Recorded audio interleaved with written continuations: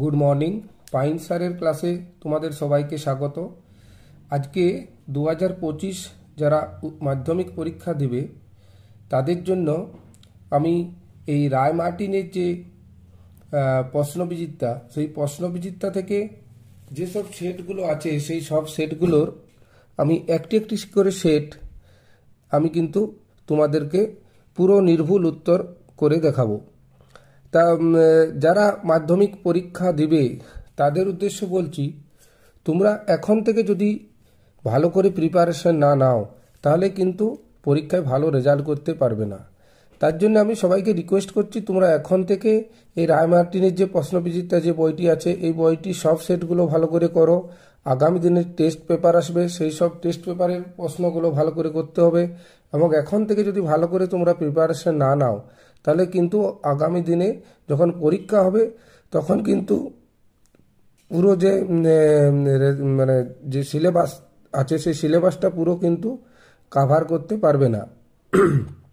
তাই এখন থেকে তোমরা জোর কদমে লেগে পড়ো এবং আমার যে এই ফেসবুক পেজটি আছে, পাইন স্যারের যে ফেসবুক পেজটি আছে, এই পেজটিতে তোমরা যদি ফলো করো তাহলে কিন্তু আগামী দিনে তোমাদের খুবই উপকারে আসবে এবং আমার সাথে এই চ্যানেলটিতে তোমরা জড়িত থাকো এবং আগামী দিনের যেসব আমার এই প্রশ্ন যে উত্তর যেগুলো থাকছে এগুলো তোমরা সবাই দেখবে এবং তোমাদের খুবই কাজে লাগবে।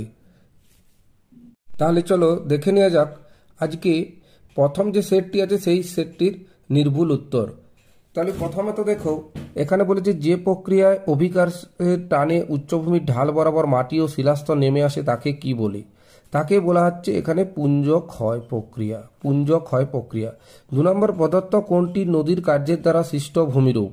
এটা হচ্ছে নদীর কার্যের দ্বারা সৃষ্ট ভূমিরূপ হচ্ছে মন্থকূপ। এখানে 3 নম্বর হচ্ছে যে দুটি কড়ির মধ্যবর্তী অংশ সংকীর্ণ হয়ে তীক্ষ্ণ প্রাচীরের মতো অবস্থান করলে তাকে কি বলে? তাকে বলা হচ্ছে এরিটি। তাকে বলা হচ্ছে এরিটি। 4 নম্বর, মরু অঞ্চলে বায়ুর ক্ষয়কার্যের ফলে গঠিত ব্যাঙের ছাতার মতো ভূমিরূপ হচ্ছে গৌর বা গারা। ভারতের মূল ভূখণ্ডের দক্ষিণতম বিন্দু হলো মূল ভূখণ্ডের দক্ষিণতম বিন্দু হচ্ছে এখানে আছে ইন্দিরা কল, ইন্দিরা পয়েন্ট, কন্যাকুমারিকা অন্তরীপ, কিবিথু। এটা হবে কিন্তু কন্যাকুমারিকা অন্তরীপ। গাঙ্গীয় সমভূমি নবীন পলিমাটিযুক্ত অঞ্চলকে উত্তরপ্রদেশে কি বলে? না খাদার বলে। ঠিক আছে, নবীন গঠিত ভূমিরূপকে খাদার এবং প্রাচীন যে পলিগঠিত ভূমিরূপ তাকে বলা হচ্ছে ভাঙ্গার। গোদাবরী ও কৃষ্ণা বদ্বীপের মধ্যবর্তী অংশে একটি হ্রদ হলো গোদাবরী এবং কৃষ্ণা, এটা হবে কলেরু হ্রদ। কলেরু হ্রদ। 200 সেমির বেশি বৃষ্টিপাতযুক্ত অঞ্চলে জন্মায় হচ্ছে চিরহরিৎ, এটা হবে চিরহরিৎ। এবারে চলে আসবো আমরা খ বিভাগে নির্দেশ অনুসারে নিম্নলিখিত প্রশ্নগুলির উত্তর দাও। শুদ্ধ এবং অশুদ্ধ হলে অলেখ। জলপ্রপাতে প্রবল জলরাশি বাহিত হলে তাকে ক্যাটারাক্ট বলে। হ্যাঁ, একদম শুদ্ধ এটা। মানে প্রবল জলরাশি যখন আছড়ে পড়ে তখন তাকে বলা হচ্ছে ক্যাটারাক্ট, এটা মহাদেশীয় হিমবাহে বারশুন দেখা যায়, এটাও শুদ্ধ। বায়ুর গতিপথের সঙ্গে আড়াআড়ি এভাবে যে বালিয়াড়ি গঠিত তাকে অনুদৈর্ঘ্য বলে, আড়াআড়ি নয়। এটা সমান্তরাল ভাবে হলে অনুদৈর্ঘ্য বাড়ি, আড়াআড়ি ভাবে গঠিত হচ্ছে বারখান বলছে, তার মানে এটা অশুদ্ধ হবে। এবারে পরের প্রশ্নতে অবরোহণ পদ্ধতি ভূমিরূপের উচ্চতা কি পায়? না হ্রাস পায়, তাই তো। এবং আন্দামান নিকোবর দ্বীপপুঞ্জের সর্বোচ্চ শৃঙ্গের নাম হচ্ছে স্যাডল পিক। Saddle pick. দক্ষিণ ভারতের দীর্ঘতম নদীর নাম হচ্ছে গোদাবরী। গোদাবরী। শীতকালে ভারতের কোন দিক থেকে মৌসুমী বায়ু? না উত্তর এবং পূর্ব দিক থেকে মৌসুমী বায়ু প্রবাহিত হয়। সিরোজিম কি? না সিরম হচ্ছে মরুভূমি অঞ্চলে ক্যালসিয়াম সমৃদ্ধ এক প্রকার মৃত্তিকা যেটাতে জৈব পদার্থের পরিমাণ কম থাকে। মরুভূমি অঞ্চলের এক প্রকারের মৃত্তিকা যেটা সিরোজম মৃত্তিকা, এটাতে জৈব পদার্থের পরিমাণ কিন্তু খুব কম থাকে। এবারে বিভাগ গয়ে চলে যাব। গ বিভাগে দেখো পাদদেশীয় হিমবাহ বলতে কি বোঝায়? এটা হচ্ছে কিন্তু টিকা ধরনের প্রশ্ন, এটা তোমাদেরকে খুব ভালো করে দেখতে হবে, ছবি থাকলে ছবি দিতে হবে। ঠিক আছে, যেমন পাদদেশীয় হিমবাহ বলতে কোনো পর্বতের পাদদেশে যে হিমবাহ গঠিত হয় তখন তাকে পাদদেশীয় হিমবাহ বলে। যেমন আলাস্কার মালাস্পিনা। অথবা বলছে মরু সম্প্রসারণ প্রতিরোধের দুটি উপায় উল্লেখ করো। অর্থাৎ মরুভূমি যে এই যে কন্টিনিউ বা প্রতিনিয়ত বেড়ে চলেছে, এটা প্রতিরোধ করতে গেলে কি করতে হবে না, বেশি করে গাছ লাগাতে হবে, 1 নম্বর। 2 নম্বর হচ্ছে কি না, বৃক্ষরোপণের উপর জোর দিতে হবে, গাছ লাগাতে হবে 1 নম্বরে। 2 নম্বর হচ্ছে জলসেচ ব্যবস্থার আমূল পরিবর্তন করতে হবে, জলসেচ ব্যবস্থার উপর বেশি গুরুত্ব দিতে হবে, তাহলেই রোধ করা যাবে। 3 নম্বর হচ্ছে পাখির পায়ের মতন বদ্বীপ কিভাবে গঠিত হয়। পাখির পায়ের মতন আমরা জানি যে পাখির পায়ের মতন আকৃতি কিভাবে, নদী যখন কোনো নদী যখন সমুদ্রে মিশে তখন কি হয়, অনেকগুলো শাখায় যখন ভাগ হয়ে যায় তখন ওর আকৃতিটা কিন্তু অনেক রকম পাখির পায়ের মতো হয়, সেইভাবেই কিন্তু ওটি গঠিত হয়। যেমন হচ্ছে পাখির পায়ের মতন বদ্বীপ হচ্ছে মিসিসিপি মিসৌরি নদীর বদ্বীপ। অথবা হিমদ্রোণী বলতে কি বোঝায়। পর্বত গাত্র দিয়ে হিমবাহ নামার সময় উৎপাটন ও অবঘর্ষ প্রক্রিয়ার মাধ্যমে হিমবাহ নিম্নক্ষয় ও পার্শ্বক্ষয় সমান হারে করে, ফলে উপত্যকাটির গভীরতা বিস্তার সমান হয়ে ইউ আকৃতি বিশিষ্ট হয়। এটি হলো ইউ আকৃতির উপত্যকা বা হিমদ্রোণী বলা হচ্ছে একে। তাল কি? 3 নম্বরে কুমাইন হিমালয়ে সৃষ্ট যে হ্রদগুলো সে হ্রদকে তাল বলে। উদাহরণ কি না, ভীমতাল, সাততাল, নৈনিতাল।